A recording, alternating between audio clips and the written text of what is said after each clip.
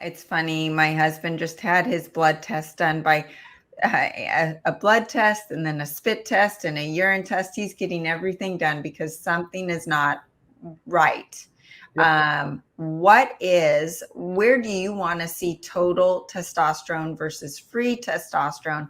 Because these practitioners are looking at it going, oh, his levels are great. Yep. And he's like, I don't feel it. Yeah. Something is missing. Yeah. So I want to preface my answer with an asterisk, and that is that for men to truly achieve the goals they're looking for, we need to go beyond testosterone and recognize that when we look at our human operating system, testosterone is only one of those inputs into our system. And so we're going to dive deep into testosterone, but I just want to pay homage, honor the fact that this is one of several components, like you were talking earlier about liver and thyroid, et cetera. That's all important for men's health as well. But when we look at testosterone, I think it's important to dissect the lab results themselves and recognize that when you look at that range on the right side of the page, that's not the normal range. That's not the healthy range. That's not the optimal range. That's the reference range. Well, what is a reference range? What does that mean? That's actually the average. It's simply LabCorp, Quest, or whoever does 1 million lab tests, and what's the average? And it's a statistical bell curve like everything else in life. There's a median and 2 standard deviations on either side of that median gives you your reference range. We have fallen into this misconception that that's the healthy, optimal, ideal range. And unfortunately, insurance companies and healthcare providers have come to believe that to be the case. Well, I talked a few moments ago about how testosterone levels have plummeted over the last 20 years. Free testosterone is half of what it used to be. So if you think about it, that curve has continued to shift and shift and shift to the left every single year. And so the reference range is about half of what it was 20 years ago. And so you can start to understand the problem we have here, where men are being told by their doctors, you're fine, you're normal, you're in the normal ideal range. Excuse my language, bullshit. No, you're not. You're in this crummy reference range. You're basically in the mediocre average range. And that's not necessarily ideal or optimal. And so what do we want? We want a free testosterone of around 200 to 250. 200 to 250 is our goal when we're looking at free testosterone. Now, people ask, well, what does that mean in relation to the total testosterone? Well, it depends on, for one, your SHBG level, sex hormone binding globulin, which will attach to the testosterone molecule. So for testosterone to do its job, for it to have any biologic effect, it has to get into the cell, into the nucleus of the cell, and then affect DNA transcription. Well, if a testosterone molecule is attached to a big fluffy SHBG molecule, it is now too big to enter the cell. So it can't have any effect. It's worthless. And so that's what SHBG does, is it binds to testosterone molecules that are floating in the bloodstream. And that's now a bound testosterone molecule that can no longer have any biologic effect. So that's why we only care about the free testosterone. And so men will often come to see me because they had a total testosterone by their doctor and it was normal. And when I dive deeper, well, it was 350, which is in the tank. And they didn't even check their total. The total was 350. If they didn't check their free, but if they did, it probably would have been something like 12, when again, it should be around 200, and they're being told it's normal. And so this is the real big problem, that we need to focus on free testosterone, recognize that that's the bioavailable or active form of testosterone, and quit accepting this nonsense reference range as being ideal.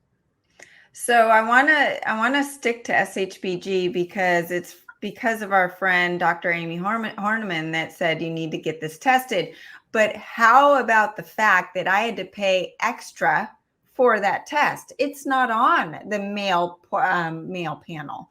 It is not a regular test, and that number has been skyrocketing over the last couple of years. So talk about what SHBG is doing in the body. Why do we even have it? Is it a survival mechanism?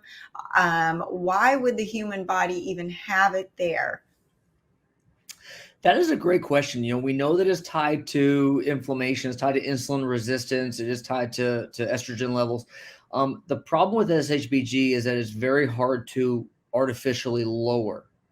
So we see a lot of men who have high SHBG levels, and things like stinging nettle root may be effective, boron may be effective, although the studies are weak in that regard. But there's no benefit or biological effect that is valuable when it comes to SHBG. It is when we look at men's health, it is really, in my mind, the best way I could put it for men is there to cause trouble.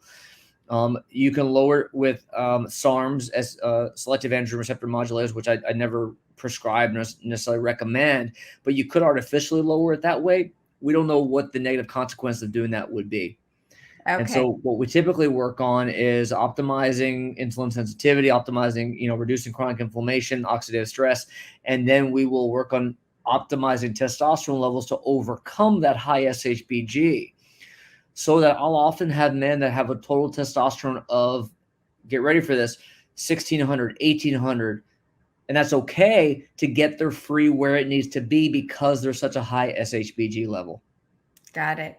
Okay, so then let's talk about estrogen and estrogen binding that testosterone and making it not usable, because we have so many xenoestrogens in the environment.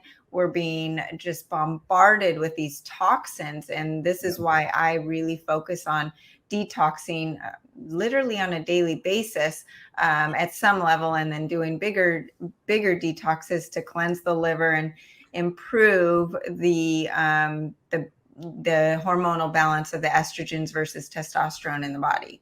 Yeah.